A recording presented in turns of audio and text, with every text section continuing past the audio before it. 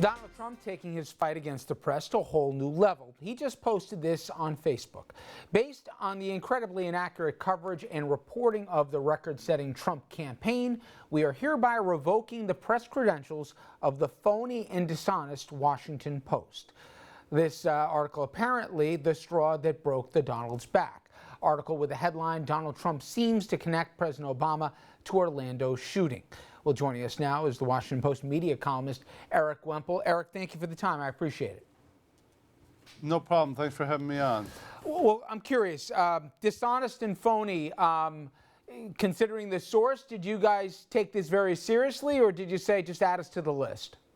This particular, move by Trump doesn't stop the reporting of the Washington Post, nor does it stop the reporting of other outlets that have received similar treatment from or similar responses from the Trump campaign. They continue to report on the campaign, and luckily, we live in a world where presidential campaigns can do only so much to thwart the activities of news organizations. There are a lot of different ways to cover a campaign without the cooperation of the campaign.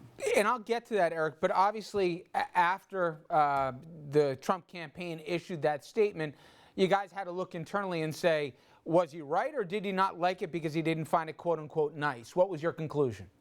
They just issued a statement saying, we move forward, we stand by our coverage, so on and so forth. So it would appear from that statement that they feel very comfortable with their reporting. Give me the concern. Obviously, as you said, you guys not the first ones, the Washington Post not the first ones to be banned by the Trump campaign. We saw this in Iowa with the Des Moines Register. We've seen a lot of other publications also get the same treatment. On a broader level, take yourselves out of it, the Washington Post. To the audience at home, why should they care when the media is cut off? Simply because their tax dollars go pay for the federal government. They have an interest in knowing how their tax dollars are spent. If you get someone in there who cuts off access, press access, then they won't be able to have the accountability that they deserve. Now, I should note here that President Obama hasn't been necessarily the greatest president in terms of media access too. He's done a lot of leak investigations. His FOIA record hasn't been great. I would expect, though, given what the sort of tendencies that Trump has shown, that a Trump administration would be markedly worse. You mentioned off the top, Eric, that at the end of the day, it's really tough for a candidate to cut you off completely. However, there is times where if you're not allowed access to an event where you don't have cameras at or whatever else, it does impact how you can and can't report it, especially if you're relying on a third party. Being present for events like this is important for news organizations. But, Trump's rallies are public events. They're at these huge stadiums, so you don't necessarily have to have a press credential to get in. There's this game of cat and mouse that you can play and just stand in the stands instead of in the press area. So there are ways to deal with it. But yes, if you are on the outside, no news organization, no editor is going to tell you that we would rather not be at the event than be at the event. All I would say is that what a good news organization, I believe the Post is a good news organization, is not going to trade anything for that access. In other words, it's not going to give the campaign good coverage to secure credentials. There'll be no negotiating on this. If they don't want to give the Washington Post credentials, the Post is just going to proceed with its business, as any good news organization would. Finally, Eric, about the candidate in question who pulled the plug on you guys, it is a complicated picture in terms of somebody who has been able, to his credit, to dictate the terms of how the media certainly covered him through the primary process. It's a different animal seemingly now in the general, but even the Washington Post, a lot of your colleagues are writing a book on Trump and the campaign, and Trump's given them access. So the very people that he's got writing a book about him, he's now cutting off their colleagues to cover him. He wants it both ways, it seems, from the outside. Trump is impossible to read. He's inscrutable this way because he loves the attention. He loves the attention. And cutting off the media, I think he's found, is a way to get attention. But then he usually comes back, he usually relents, because he likes to talk. He likes to talk about himself.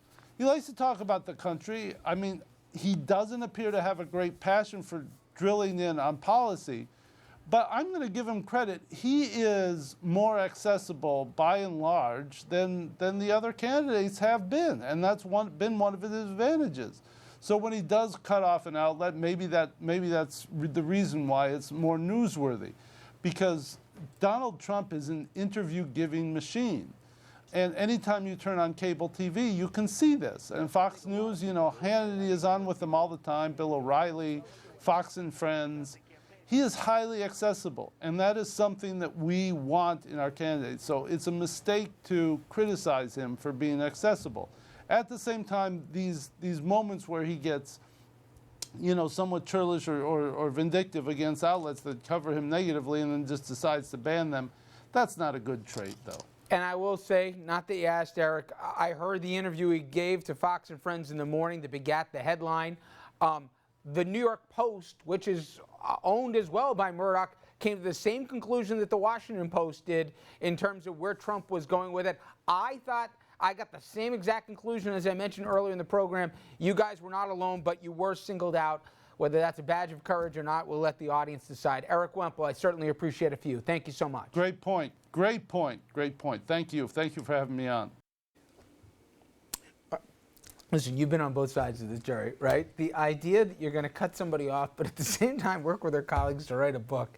I give them credit. You can't make this stuff up. But is in the 21st century, is this a false threat when you say, I'm cutting you off to cover? How much of a big deal? You've been on both sides of this, on the political side, but also as a journalist before. Long term, it's a bad idea. The Washington Post has resources. They're going to report the heck out of this story, and they're going to send it all at them. So from that perspective, it's a bad idea.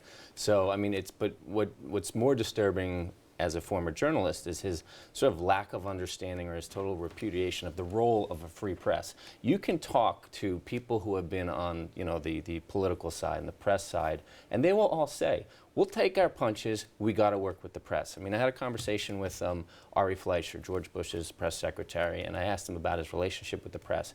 And he said, it was tough. I mean, the best journalists in the country came after him every day, asked tough questions, but it made this country better. I mean, having to discuss policy and issues and having to answer these questions makes democracy better. It's just part of, what we are as a country. I mean, it's my view that the quality of our democracy is a direct reflection of the talent and strength of our press, of our free press. John, do you find, and you've been on your side of fights with where oh boy, have I been on that side. But do you find after somebody calls you out for being unfair and either pulls your credentials and gives them back, it's happened before Trump, maybe not to the volume that he's done or the variety of institutions he's already picked, that the journalist goes out of their way not to take shots at you on the other side because they think people might be looking and that they wonder if there's an agenda, or goes the other way to say, oh, really? You're going to cut off my access? Wait till I get a chance to get you. Which one do you think is the answer? Well, I know the way it works with you, but which way do you think? The answer is you're going to come at that person 3 times as hard. But you're going to, and believe me, at a minimum, 3 times as hard. But you're going to dot every I and cross every T. I was in a situation with Rudy Giuliani. He called the CEO of Time Warner to have me pulled from City Hall. Because in Giuliani's words, he said I was acting as a protester because I had the audacity to bring up the community's concerns over the Amadou Diallo case. And I would point out, I didn't see many journalists that looked like me down at City Hall, and he wanted me yanked. So I've been on both sides of it. Most times they threaten and then they back up. Most times. 2 very quick points. One, the first thing that a dictator or a military junta does when they take over a country and overthrow the government, take over the radio, the television, and the newspapers. There's a reason for that. Second of all, I find it ironic that it's the Washington Post at the center of all this, who basically unraveled and took down President Nixon. Imagine if the Nixon White House had banned the Washington Post during the middle of Watergate. And by the way, they didn't, which gives you some idea. Which gives you some idea of how far beyond the pale we are here. Good stuff, guys. Giancarlo, Jerry, guys, thank you all very much.